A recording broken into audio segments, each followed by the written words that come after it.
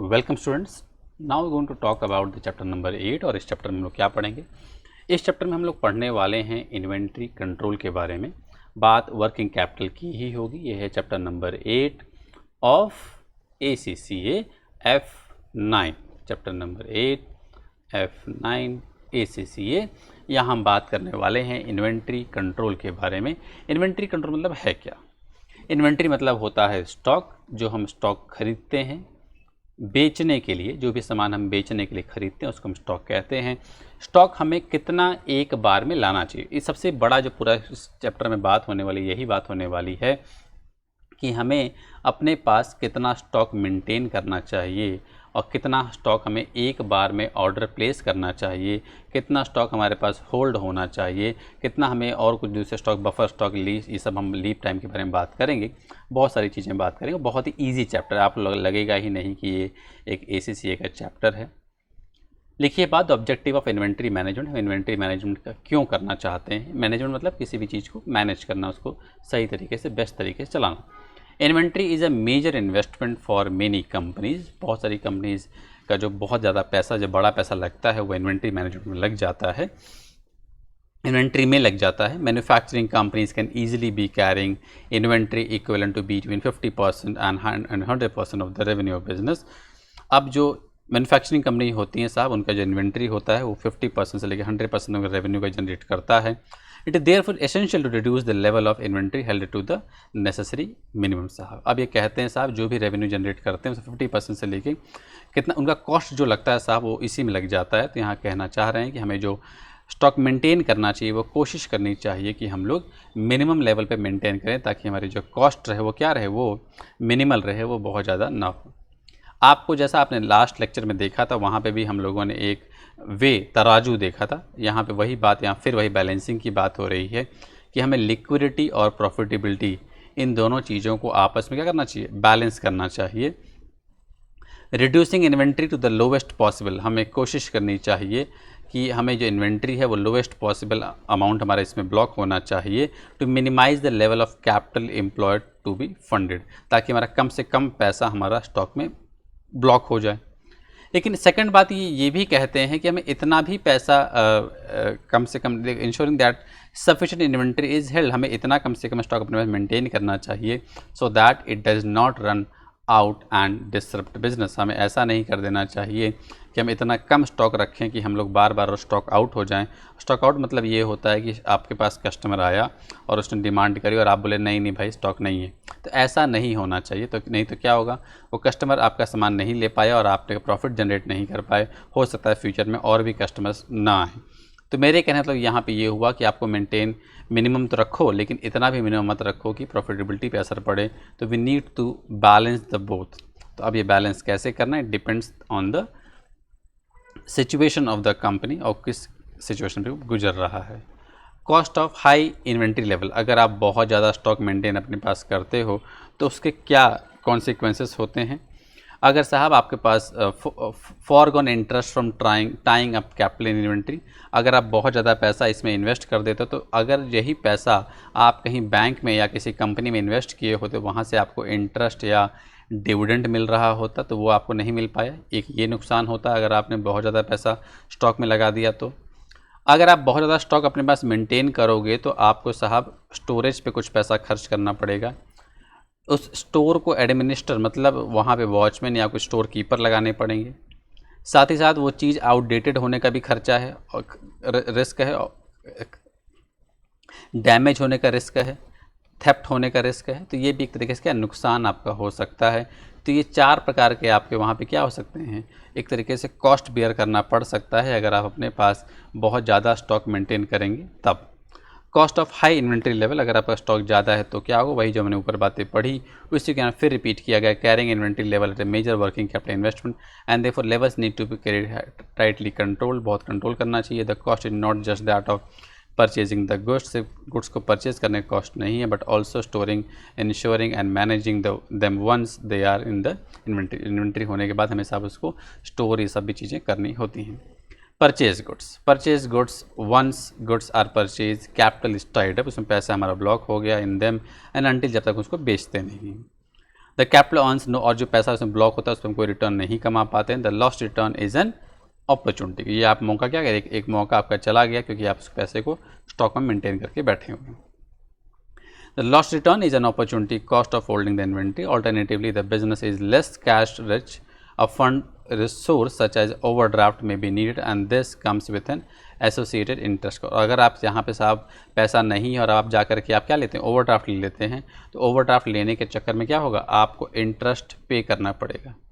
एक वहाँ से आपने क्या किया, अब आप एक तो अपना पैसा आपका ब्लॉक है वहाँ पे, साथ ही साथ आपका इंटरेस्ट आपको यहाँ पे करना पड़ रहा है अगर आपको और पैसे चाहिए तो।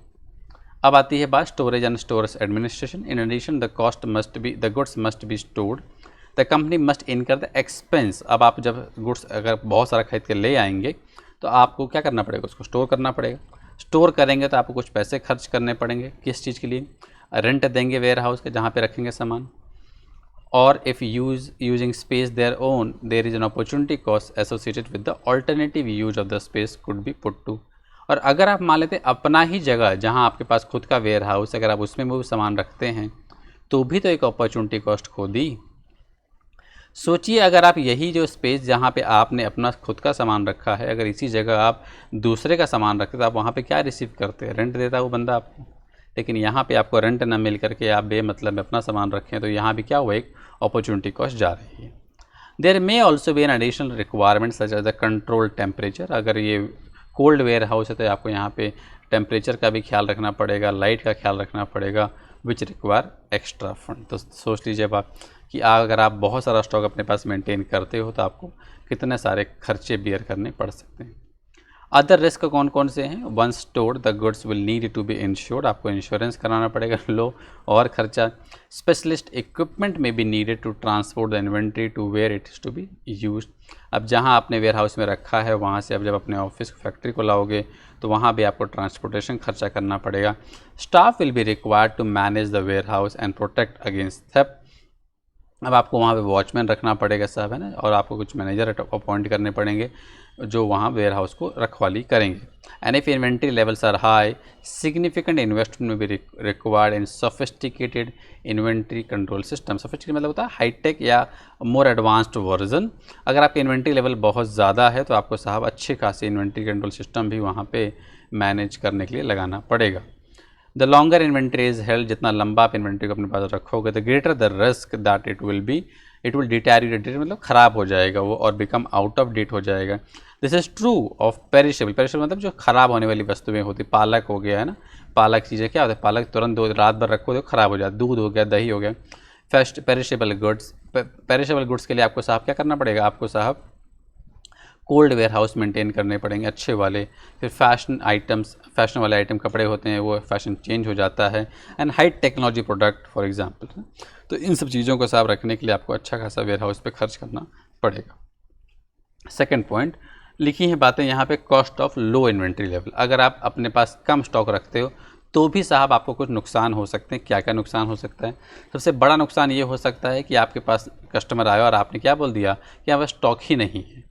कंट्रीब्यूशन की यहाँ पे जो उसने लिखा है इसका मतलब ये होता है सेल्स माइनस वेरिएबल कॉस्ट। क्या मिलता है आपको, कंट्रीब्यूशन। तो आप कंट्रीब्यूशन नहीं कमा पाए ना, कंट्रीब्यूशन में फिक्स्ड कॉस्ट लेस करते हैं तो प्रॉफिट मिलता है। तो यहाँ पे उन्होंने कंट्रीब्यूशन लिख दिया है कि आपको कंट्रीब्यूशन जो मिलता कस्टमर से वो नहीं मिल पाया, लॉस्ट कंट्रीब्यूशन। मतलब इनकम, जो इनकम प्रॉफिट कह लो इसको कंट्रीब्यूशन दो पल के लिए।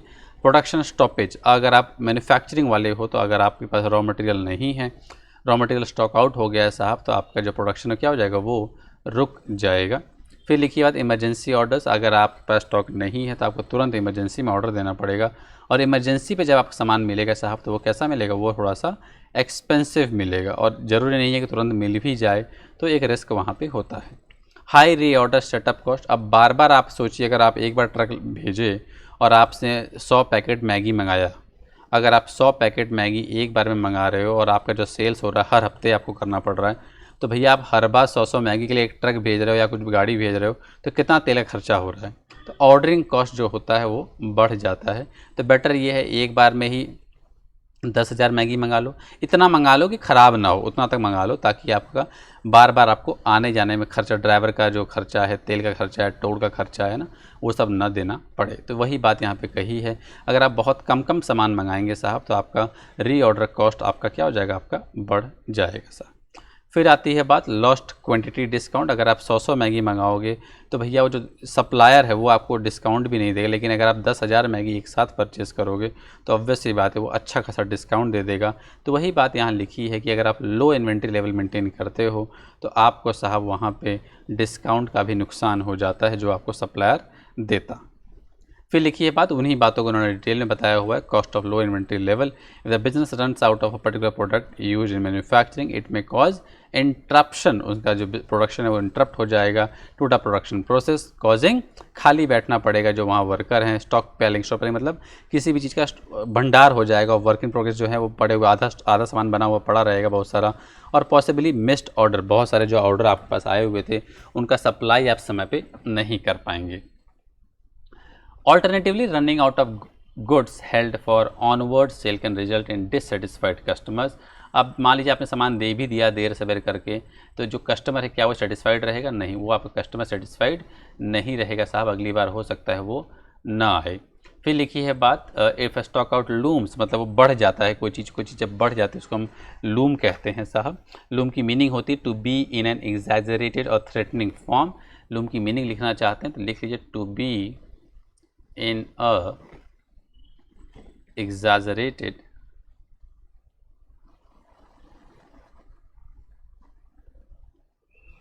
और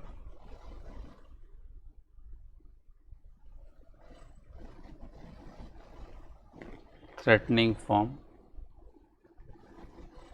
और फिर एक और मीनिंग मैं आपको लिखवा देता हूँ, डिससेटिस्फाइड छोड़ दिए, लूम की वेटिव प्राइस छोड़ दीजिए, ठीक है। स्टॉप पाइलिंग मीनिंग क्या लिखूँ? फिर लिखिए बातें, if the stock out looms the business में अटेम्प्ट टू अवॉइड इट, है ना। अगर स्टॉक आउट आपका बहुत ज़्यादा बढ़ गया तो आप उसको अवॉइड करना चाहोगे। Acquiring goods needed at the short notice, अब आप शॉर्ट नोटिस पर अगर आप अक्वायर कर तो क्या होगा?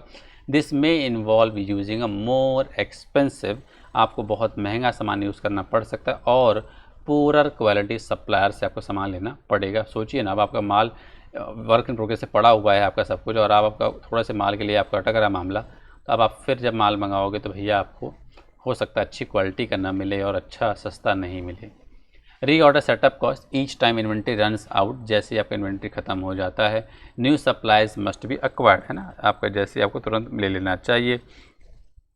If the goods are bought in, cost that arises are associated with administration. अब जब रीऑर्डर करते तो कौन कौन से खर्चे हैं? जैसे एडमिनिस्ट्रेशन का आपको एक मैनेजर अपॉइंट करना पड़ेगा बार बार रीऑर्डर करने के लिए। कंप्लीशन ऑफ परचेज, सामान आया उसको चेक करो, है ना। Authorization of order, placing the order with the supplier, taking and checking the delivery, देखो सामान आ रहा है चेक करो, ये सब वो सब, and final settlement of the invoice करो। If the goods are to be manufactured the goods, the cost of setting up the machinery, अगर आप गुड्स बनाना चाहते हो तो मशीनरी सोचिए, एक बार काम चल रहा था फिर अगर वो बंद हो गई, फिर सामान आएगा, फिर मशीन चालू करोगे तो फिर से पूरा मशीन सेटअप करना पड़ता है। एक मैंने सुना था कि बहुत सारे, एक मेरे को रिलेटिव काम करते, वो कहते हैं कि यार हमारी मशीन को चालू करने में करीब 48 आवर्स लग जाते हैं उस टेम्परेचर तक पहुँचने के लिए। तो सोचिए आपको फिर वेट करना पड़ेगा 48 आवर्स तक। अगर कंटिन्यू चलती रहो ठीक है, तो अगर बंद कर दे तो 48 आवर्स लग जाते हैं उसको मशीन को वापस रिज्यूम करने के लिए, अपनी उस फुली वर्किंग कंडीशन में आने के लिए। फिर लिखी हैं बातें, if the goods are to be manufactured the cost of setting up the machinery will be incurred each time and a new batch is produce. फिर आती है बात लॉस्ट क्वांटिटी डिस्काउंट, अगर आप साहब एक साथ माल नहीं खरीदते तो आपको डिस्काउंट भी नहीं मिलेगा। Purchasing items in bulk will often attract discount from the supplier.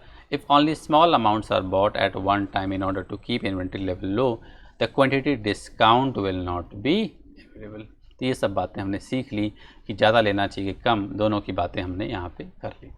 The challenges, the objective of good inventory management is therefore to determine, एक अच्छा इन्वेंट्री मैनेजमेंट की कुछ खास विशेषताएँ या कुछ खास मकसद क्या होते हैं।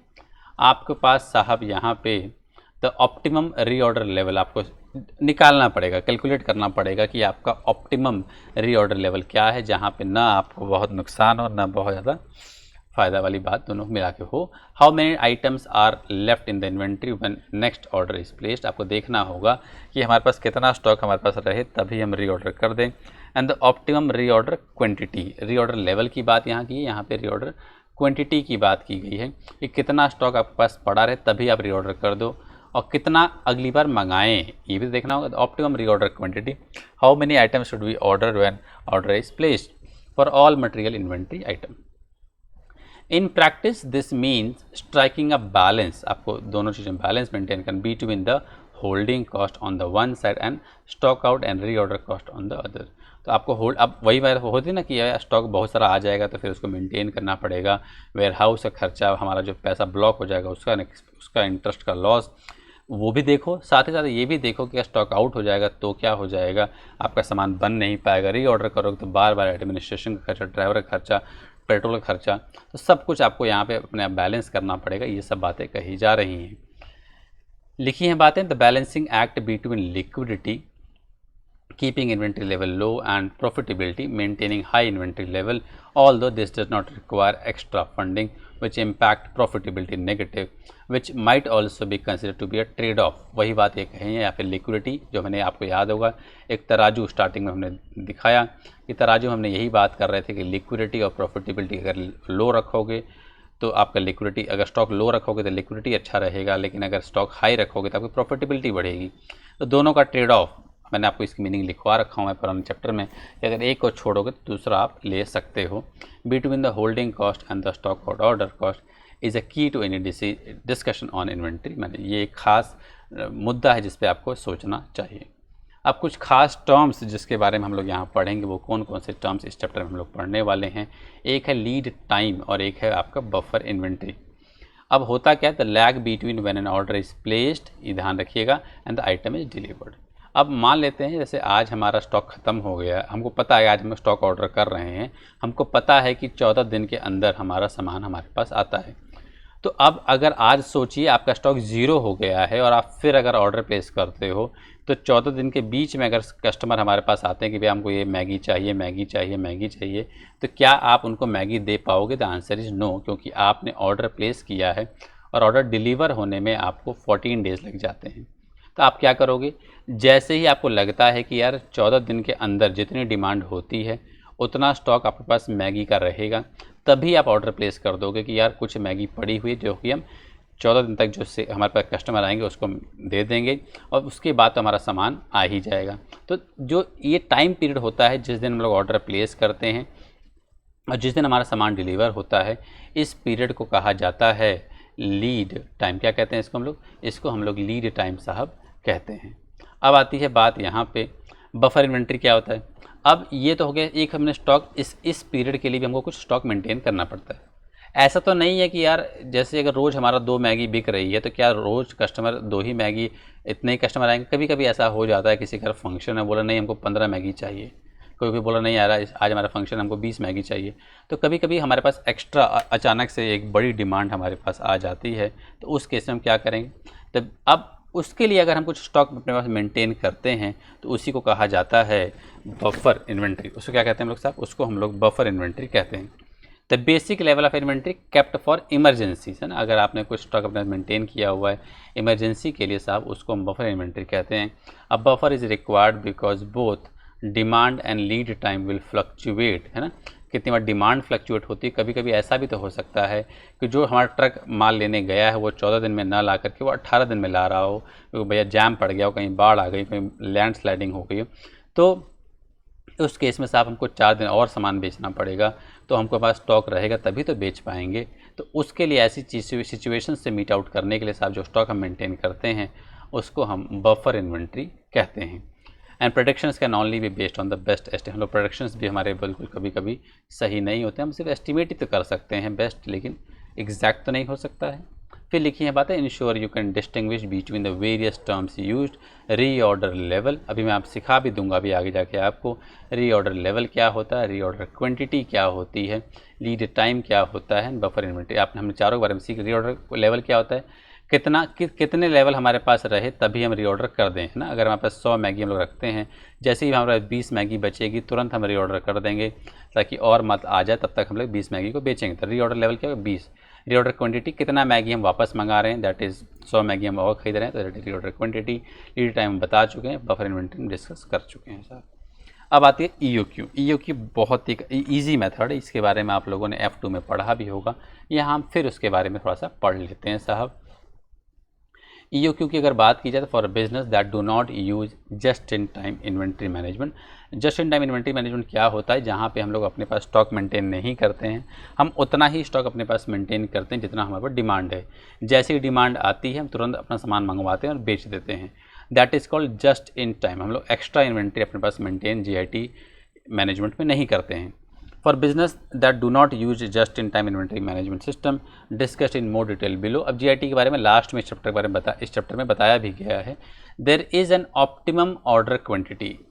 अब हमको EOQ की हेल्प से क्या निकालना है, हमको EOQ की हेल्प से साहब निकालना है कि हमारा ऑप्टिमम ऑर्डर क्वांटिटी, एक बार में हमें कितना सामान मंगाना चाहिए, आइटम नोन एज द, उसी को हम लोग इकोनॉमिक ऑर्डर क्वांटिटी कहते हैं। एक छोटा सा फॉर्मूला है सिंपल सा, आप उसका यूज़ करेंगे आपके सभी आंसर्स अपने आप आ जाएंगे। ये ऐसे क्वेश्चंस MCQ में आपको पूछा ही जाता है, मतलब 100% मैं नहीं कहूँगा कि भैया बहुत कुछ है बुक में, लेकिन हाँ अक्सर ये MCQ में ये क्वेश्चंस आते हैं।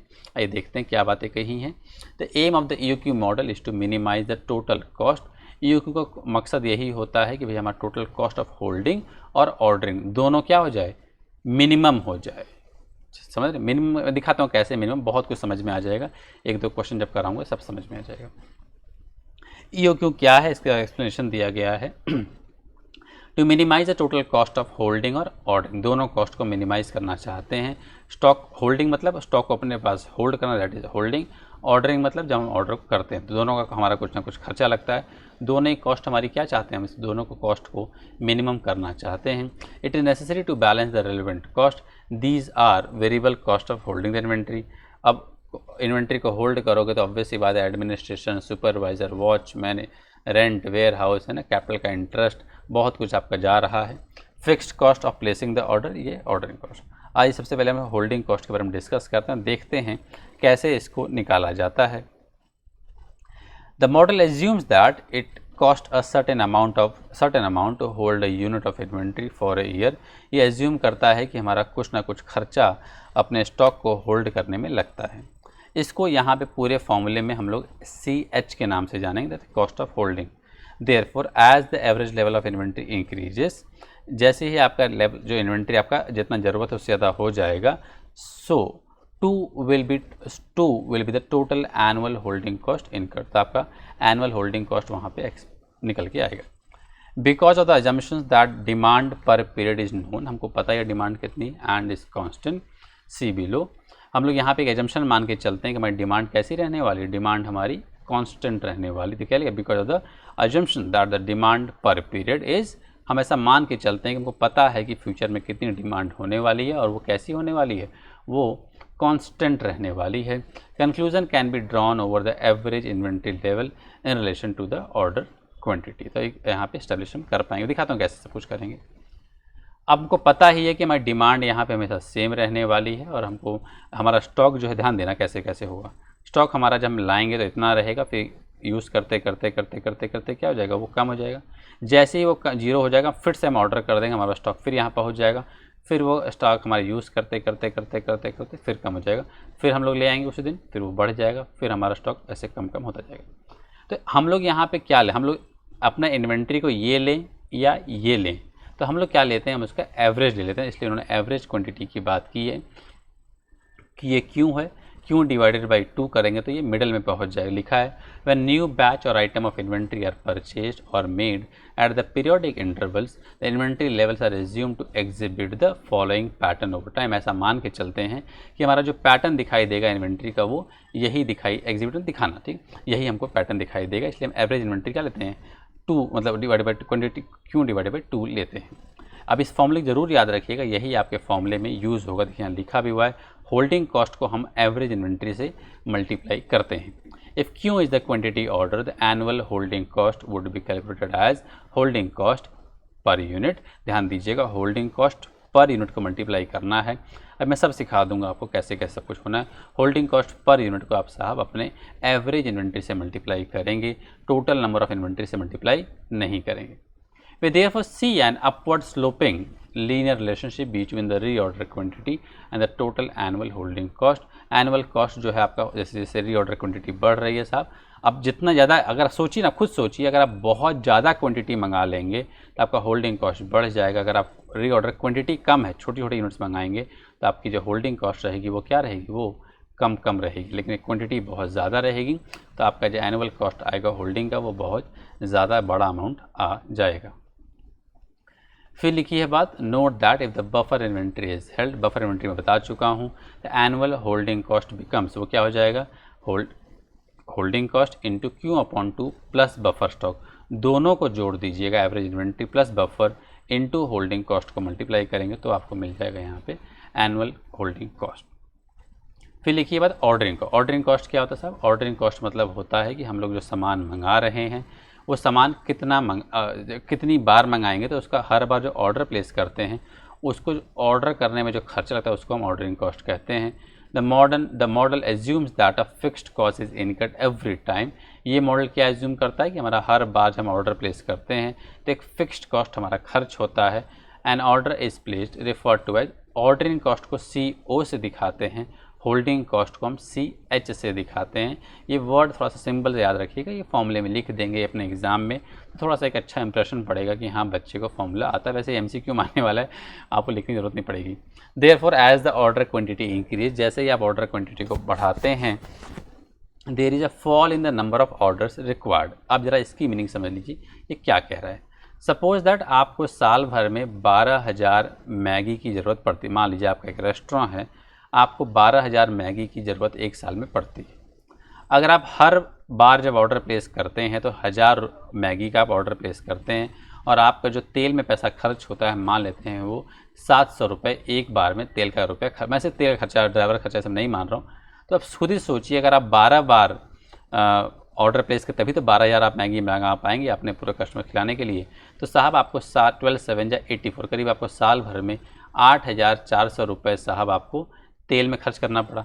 लेकिन अगर आप ध्यान दीजिएगा, आपको 12 बार ऑर्डर प्लेस करना पड़ा, ध्यान दीजिए कितनी बार ऑर्डर प्लेस करना पड़ा, 12 बार ऑर्डर प्लेस करना पड़ा, क्योंकि आप क्या कर रहे थे, 1000 मैगी एक बार मंगा रहे थे। अगर आप एक बार में साहब 4000 मैगी मंगाते हैं तो क्या होगा, एक बार में अगर आप 4000 मैगी मंगाते हैं तो साल भर में आपको सिर्फ 3 बार ऑर्डर प्लेस करना पड़ेगा। और 3 बार जब आप ऑर्डर प्लेस करेंगे तो साहब आपका देखिए क्या हुआ, number of orders fall, there is a fall in the number of orders required. अगर आप क्या करते हैं, क्वांटिटी को इंक्रीज़ करते हैं, जैसे पहले आप 1000 मैगी मंगा रहे थे, अब आप 4000 मैगी मंगा रहे हैं, तो नंबर ऑफ ऑर्डर्स क्या हो गए, 3 हो गए, कम हो गया। तो 7 × 3 कर देंगे, 7 × 21, 2100 रुपये खर्च हुए। हाँ, ये बात अलग है कि आप 4000 मैगी मंगा लेंगे तो आपको फिर अब होल्डिंग कॉस्ट बढ़ सकता है कि आपको वेयर हाउस में रखना पड़ेगा, सब चीज़ अलग है। लेकिन यहाँ पर इनका जो लाइन उनका कहने का मीनिंग था वो मैंने आपको यहाँ समझाने की कोशिश की साहब। फिर लिखी हैं बातें, विच रिड्यूसेस द टोटल ऑर्डरिंग, उसकी वजह से क्या होता है, आपका ऑर्डरिंग कॉस्ट कम हो जाता है। फिर यहाँ पे उन्होंने ऑर्डरिंग कॉस्ट को यहाँ फॉर्मूले से बताया हुआ है। तो if D is the annual expected sales demand, हमको लगता है कि इतनी हमारी डिमांड होने वाली है, the annual order cost is calculated as order cost per order into number of orders per year. ये D जो है ये है आपकी एनुअल, ध्यान दीजिएगा, D है आपकी एनुअल डिमांड, और एक बार में जो आप ऑर्डर प्लेस करते हैं वो है क्यों, इसको डिवाइड करेंगे तो मिल के आ जाएगा number of orders into ordering cost. जितनी बार ऑर्डर प्लेस करेंगे वो इंटू, और एक बार का ऑर्डर प्लेस करने का ऑर्डरिंग कॉस्ट 700 रुपये है, और नंबर ऑफ ऑर्डर जितना प्लेस करेंगे, मान लीजिए 3 किया तो आपका 2100 रुपये आपके ऑर्डरिंग कॉस्ट में खर्च हो गए। इतना सा ही हमको यूज़ यहाँ पे थोड़ा सा करना है। अब क्या लिखी नीचे हम जरा और देख लेते हैं बातें। However the fixed nature of cost result in the downward sloping curved relationship. आप कहते हैं कि अगर आप ऑर्डरिंग क्वांटिटी देख रहे हो, ऑर्डरिंग कॉस्ट आपका ज़्यादा था यहाँ पे, लेकिन जैसे जैसे आप रीऑर्डर क्वांटिटी बढ़ाते चले जाओगे आपकी ऑर्डरिंग कॉस्ट क्या होती जाएगी, कम हो जाएगी एनुअल बेसिस पे। क्योंकि ऑब्वियस सी बात, अगर एक बार में ही आपने पूरे 12,000 मैगी मंगा लिए तो आपका साल भर में जो पैसे खर्च हुए वो सिर्फ 700 ही होंगे, क्योंकि आपने एक बार में ही मंगा लिया। तो क्या हो जाएगा, जहाँ आपके साहब 8,400 हो रहे थे वहाँ 700 होगा। तो बात आई थिंक आपको समझ में आ रही होगी। Because you're trying to balance these two costs, one which increase as render quantity increase and one which falls, total cost will always be minimized at the point where the total holding cost. अब ध्यान दीजिएगा, जब हम EOQ निकालेंगे तो EOQ एक ऐसा level होता है जहाँ पे हमारा होल्डिंग कॉस्ट और ऑर्डरिंग कॉस्ट दोनों दिखाता हूँ मैं, वो क्या जाएगा, वो सेम आएगा। मैं आपको ये साबित भी कर दूंगा। फिर लिखिए बात, when the reorder quantity chosen minimizes the total cost of holding and ordering, it is known as EOQ। एक ऐसा लेवल जहाँ पे दोनों कॉस्ट क्या होते हैं, इक्वल हो जाते हैं, उसी को हम लोग EOQ कहते हैं। टोटल कॉस्ट तो बढ़ गया, मैं यहाँ पे होल्डिंग कॉस्ट आपके ऐसे बढ़ रहा था, ऑर्डरिंग कॉस्ट ऐसे, ये जो पॉइंट है साहब, इस पॉइंट को साहब EOQ कहा जाता है। अब ये ग्राफ जो ध्यान दीजिएगा, ग्राफ जो आपने देख रहे हैं, इस ग्राफ का बहुत ही यूज़ है।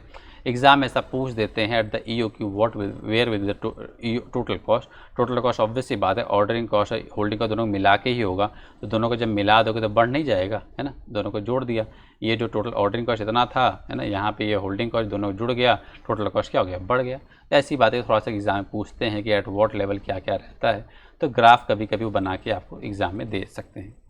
The following assumptions are made, हम कुछ एजम्पशंस भी मान के चलते हैं जब क्वेश्चन को सॉल्व करते हैं। एजम्पशंस क्या हैं, demand and lead time are constant, हम ऐसा मान के चलते हैं कि हमारी डिमांड सेम रहेगी। लीड टाइम मैं बता चुका हूं, जब हम ऑर्डर प्लेस करते हैं, जब हमारा ऑर्डर डिलीवर होता है, दोनों के बीच का जो टाइम होता है उसको हम लोग लीड टाइम कहते हैं। परचेज प्राइस इज़ कांस्टेंट, जो परचेज प्राइस रहती है वो हमेशा सेम रहती है, ऐसा हम मान के चलते हैं। नो बफर इन्वेंट्री, हम लोग अपने इस पूरे जब भी पूरे सिलेबस में जब पढ़ेंगे हम लोग कहीं भी ये मान के ही नहीं चलेंगे कि हमें बफर इन्वेंट्री चाहिए। The assumptions are critical and should be discussed when considering the validity of model। अब ये assumption ले लिया है तो इसलिए कहते हैं कि अब ये assumption ले लिया, तो अब इस जो मेथड है इसका यूज़ कितना रहे, कम ही रहेगा ना, क्योंकि प्रैक्टिकल में तो हमको बफर इन्वेंट्री चाहिए होता है। तो प्रैक्टिकल लाइफ में अगर बफर इन्वेंट्री चाहिए होता है तो इसका मतलब ये हुआ कि हम प्रैक्टिकल लाइफ में यूज़ नहीं कर पाएंगे। हाँ, अगर इन सब चीज़ों को ले लोगे तो इन्वेंट्री यूज़ कर सकते हैं। The assumptions are critical and should be discussed when considering the validity of the model and its conclusions। Example, in practice demand and lead time में वेरी, ऑब्वियस सी बात है, डिमांड भी असली लाइफ में चेंज होती है और लीड टाइम भी साहब असली लाइफ में क्या होता है, चेंज हो जाता है। तो EOQ में be more quickly found using a formula. EOQ को साहब एग्जाम में दिया रहेगा, फार्मूला आपको एग्जाम में दिया रहेगा, आपको बस पुट करना होगा। EOQ का फॉर्मूला होता है 2COD/CH। CO क्या होता है, ऑर्डरिंग कॉस्ट, CH क्या होता है, holding cost per unit per year. ध्यान दीजिएगा, ये कभी कभी एग्ज़ाम में आपको पर मंथ दे देगा, तो आप वहाँ पे 12 से मल्टीप्लाई कर दीजिएगा ताकि ये पर यूनिट पर ईयर निकल जाए। आइए मैं एक क्वेश्चन करा देता हूँ, आपको सब डाउट्स जितने भी हैं सब क्लियर हो जाएंगे। A company requires 1000 units of material per month. अब आपको याद होगा मैंने क्या कहा, हमेशा हम लोग क्या करते हैं, एनुअल की बात करते थे। एक साल में आपको कितना यूनिट चाहिए होगा, एक साल में आपको साहब 12,000 यूनिट्स चाहिए होगा। The cost per order, ordering cost कितना आ गया साहब आपका, ऑर्डरिंग कॉस्ट आपका आ गया यहाँ पे साहब 30 रुपये आ गया। Regardless of the size of the order, the holding cost, holding cost कितना है, क्या लिखा है, पर यूनिट पर ईयर, तो हमको यहाँ पे कुछ भी चेंज नहीं करना। ये क्या है आपका, ये आपका CH आ गया। अब मैं एक फॉर्मूले से अगर लिखता हूँ 2 × CO upon into D upon CH, तो क्या मिलेगा, 2 × CO कितना है साहब आपका, यहाँ CO है आपका 30 साहब, इंटू D कितना है 12,000 लिखना है, ठीक, अपॉन CH कितना है 2.88। इसको सब सॉल्व करने के बाद जो भी 2 × 30 × 12,000 डिवाइड बाई 2.88, उसके बाद क्या करिएगा, अपने कैलकुलेटर में एक रूट का बटन होगा उसको दबा देंगे तो आपको यहाँ मिलेगा 500 यूनिट्स। तो मैं यहाँ पे कहना ये चाह रहा हूँ कि 500 यूनिट्स पे अगर हम 500 यूनिट्स एक बार में ऑर्डर प्लेस करते हैं तो हमारा टोटल जो खर्चा होगा वो सबसे मिनिमल होगा। आइए मैं इस चीज़ को अब साबित करता हूँ कैसे ये मिनिमल होगा, देखिएगा।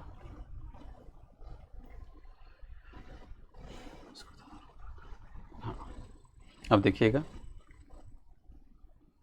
क्वांटिटी परचेज पर ऑर्डर, आपने कितना परचेज कर रहे हैं। अच्छा, मैंने क्वेश्चन का नीचे वाला पार्ट आपको नहीं सुनाया पढ़ के, लिखा है investigate total cost of buying the material in quantities of, अगर हम 400 लें तो क्या होगा, 500 लें तो क्या होगा, 600 लें तो क्या होगा, यूनिट्स एट वन टाइम, अगर एक बार में 400 यूनिट्स खरीदें, 500 खरीदें या 600 खरीदें तो हमारा क्या होगा, and which is the cheapest one.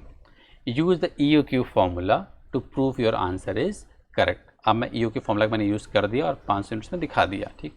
अब मैं ये 400 500 अगर हम एक बार में यूनिट परचेज़ करेंगे तो क्या होगा, ज़रा उसको भी ज़रा समझ लीजिए, आपको मज़ा आ जाएगा। ऑर्डर क्वांटिटी पर ऑर्डर कितना है यहाँ पे सब, अगर हम 400 यूनिट्स खरीदते हैं तो क्या होगा, 500 यूनिट्स खरीदते हैं तो क्या होगा, 600 यूनिट्स खरीदते हैं तो क्या होगा। अब ज़रा एक और चीज़ सोच लीजिए आप अगर आप 400 यूनिट्स खरीदते हैं तो आपको नंबर ऑफ़ ऑर्डर कितने प्लेस करने पड़ेंगे, आपको नंबर ऑफ़ ऑर्डर प्लेस करने पड़ेंगे 30, तब जाके आप साल भर में आप 12,000 यूनिट्स खरीद पाएंगे साहब। तो आपने कितना परचेज़ किया, 30 परचेज़ किया। 500 के हिसाब से आपको साहब करीब 24 बार ऑर्डर प्लेस करना पड़ेगा। 600 के हिसाब से करीब करीब आपको साहब 20 बार ऑर्डर प्लेस करना, नंबर ऑफ़ ऑर्डर कितने बार प्लेस करेंगे आप, 20 बार ऑर्डर प्लेस करेंगे। ऑर्डरिंग कॉस्ट की अगर बात की जाए साहब तो ऑर्डरिंग कॉस्ट का रेट कितना है, ऑर्डरिंग कॉस्ट का रेट है 30 रुपीज़। तो एक बार का ऑर्डर करने का 30 रुपया, 30 बार ऑर्डर प्लेस करो कितना रुपये लगेगा, 900 रुपया। 24 बार ऑर्डर प्लेस करो 24 इंटू 30 दैट इज़ 720, और अगर 20 बार ऑर्डर 2 3 6 दैट इज़ 600 रुपये आपके ऑर्डर में खर्चे हो जाएंगे अगर आप 400 खरीदोगे तो। होल्डिंग कॉस्ट का फॉर्मूला मैंने सिखाया था आपको। कैरिंग कॉस्ट क्या होता है, क्वांटिटी, क्वांटिटी कितना है साहब, क्वांटिटी बाई 2 इंटू सी, ठीक है, 2.88। तो यहाँ पे साहब आपका क्वांटिटी है 400, 400 इन divided by 2 that is 200, 200 into 2.88 करेंगे साहब तो ये हो जाएगा आपका 576। यहाँ कितना आ जाएगा, ये आपका आ जाएगा 720 और ये आपका आ जाएगा साहब 864। अब ज़रा इसका आप टोटल कर लीजिए साहब। जब इसका आप टोटल करेंगे साहब तो आपको क्या मिलता है, टोटल करने पे यहाँ आपको टोटल कॉस्ट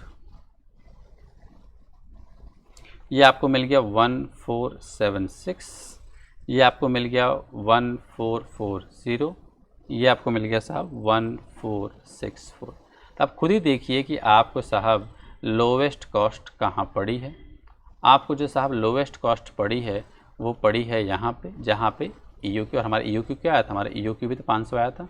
तो 500 यूनिट जब आप परचेज़ करते हो तो आपका जो टोटल खर्चा आता है वो सबसे कम आता है। और देख लीजिए आप जो आपका ऑर्डरिंग कॉस्ट है और जो आपका कैरिंग कॉस्ट है वो भी क्या है, वो दोनों इक्वल है। यही बात इन्होंने ऊपर भी कही थी कि आपका ऑर्डरिंग कॉस्ट और कैरिंग कॉस्ट दोनों क्या होते हैं, वो दोनों इक्वल होते हैं जब आप EOQ ऑर्डर प्लेस करते हैं तब। मैं दिखा देता हूँ कहाँ लिखा है, ये लिखा है, ये देखिए, total cost will always be minimise and the point where total holding cost equals the total ordering cost, this point will be, क्या है, इस पॉइंट क्या कहते हैं, इकोनॉमिक ऑर्डर क्वांटिटी, इस पॉइंट को साहब कहा जाता है। ठीक, चलिए आगे देखते हैं साहब। आइए T/2 की बात कर लेते हैं ज़रा हम। T/2 थोड़ा सा इजी है, ज़्यादा इजी है, इसके मुकाबले काफ़ी इजी है। आप लोग इसको पॉज करके लिख लिया करिए अपनी कॉपी में, किताब में थोड़ा सा इस तरीके से नहीं किया गया। तो जैसा भी कर दें एग्ज़ाम में, आपको एग्ज़ाम में वैसे दोनों तरीके से परफेक्ट है, लेकिन बच्चों को जैसा सही लगे सीख लीजिए। अगर आपको मन न करे इस तरीके से लिखने का तो भैया जैसा बुक में वैसा लिखे, लेकिन सीख लीजिए तरीका क्या है, कैसे कैसे निकाला जाता है, वो बात आप सीख लीजिए। Monthly demand for product is 10,000 units, the purchase price is $10 per unit and the company's cost of finance is 15% per year. Warehouse storage cost per unit per year कितना है, यहाँ पे $2 पर यूनिट दिया हुआ है। The supplier charges $200 पर order for the delivery. आइए बात करते हैं ईजिली। मंथली डिमांड यहाँ पे 10,000 दी है, तो हमको क्या चाहिए, एनुअल डिमांड। एनुअल डिमांड कितनी हो जाएगी साहब, एनुअल डिमांड यहाँ पे हो जाएगी 1,20,000 यूनिट्स। परचेज प्राइस कितनी दी हुई है, यहाँ पे 10 रुपये दी हुई है। And the company cost of finance, company जो पैसा लोन पे लेती है वो कितने रेट से लेती है, वो 15% से लेती है साहब पर ईयर। अब ध्यान दीजिएगा, तो कंपनी के लिए ये ध्यान दीजिए, अब मैं हो क्या रहा है, कंपनी अगर सामान खरीदने के लिए साहब पैसा अपना ब्लॉक कर रही है, उस पर इंटरेस्ट पे कर रही है, कितने रुपए का सामान परचेज कर, 10 रुपये का परचेज कर रही है साहब, तो ये क्या हो जाएगा इसके लिए साहब, और प्लस वो स्टोरेज से खर्चा भी कर रही है।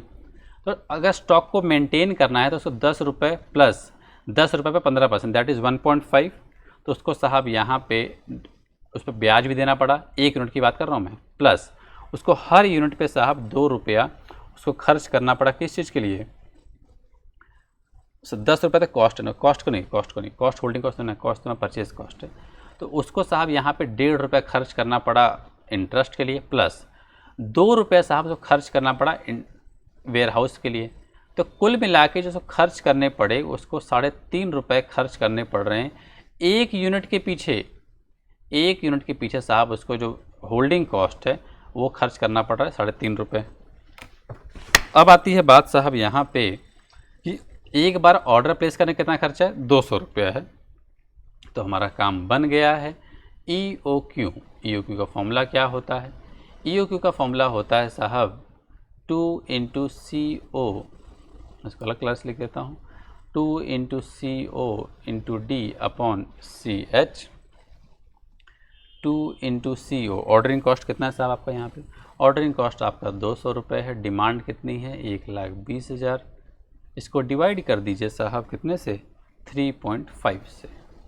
तो कितना आ जाएगा? जो भी आएगा उसे रूट से मल्टीप्लाई, रूट बटन दबा दीजिएगा, ये आपको आ जाएगा 3703 यूनिट पर ऑर्डर। तो आपको साहब यहाँ पे एक बार EOQ जो आपका इकोनॉमिक ऑर्डर क्वांटिटी वो कितना आ गया आपका? वो आपका आ गया 3703 यूनिट्स आपको एक बार में परचेज़ करना चाहिए। अब थोड़ा सा हम और बड़े लेवल की बात, थोड़ा सा हम लेवल को बढ़ाएंगे, अब और चीज़ सीखते हैं कैसे कैसे होने वाला है चीज़ें। अब आती है बात डीलिंग विथ क्वांटिटी डिस्काउंट की बात। ठीक है, चलिए हम इसको अगली वीडियो में सीख लेंगे साहब कैसे इसको करते हैं। ठीक है, तो आप लोग बोर हो जाएंगे। Thank you so much for watching my video. सब खूब पढ़ाई करें, खूब अच्छे से मेहनत करें, पढ़ाई करें, अधिकारी बनें। बाय।